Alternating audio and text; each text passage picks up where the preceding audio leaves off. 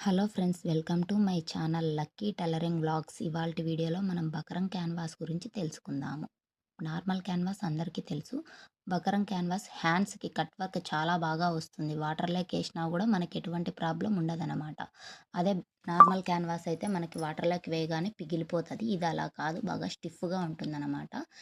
నేను ఒక 6 ఇంచులు అలా కట్ చేసుకున్నాను. ఐరన్ అయినా చేసుకోవచ్చు, ఇలా కూడా చేసుకోవచ్చు. ఫస్ట్ వచ్చేసి మనం ఒక ఎడ్జ్‌కి కొంచెం ఒక మార్కింగ్ వేసుకోవాలి. తర్వాత ఒక హాఫ్ ఇంచ్ డ్రా చేసుకోవాలి లైన్ మార్కింగు. వేసుకున్న తర్వాత క్యాప్‌తో గానీ లేదా కట్ వర్క్ స్కేల్‌తో అయినా మనం మార్కింగ్ చేసుకోవచ్చు. నేనైతే క్యాప్‌తోనే చేసుకుంటున్నాను. ఇప్పుడొచ్చేసి ఎలా మార్కింగ్ చేసుకుంటే అలా మనం ఎడ్జెస్‌కంతా నీట్‌గా కట్ చేసుకోవాలనమాట.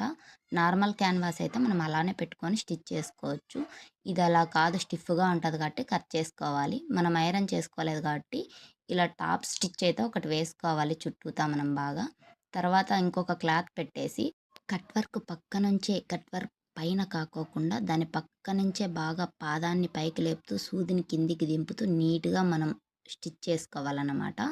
స్టిచ్ అయిపోయిన తర్వాత కొద్దిగా క్లాత్ ఉంచుకొని మనం చుట్టూతా నీట్‌గా కటింగ్ చేసుకోవాలి. కొద్దిగా క్లాత్ ఉంచుకొని షేప్ ప్రకారం అలానే చిన్న చిన్న టక్స్‌లు ఇచ్చేసుకోవాలి.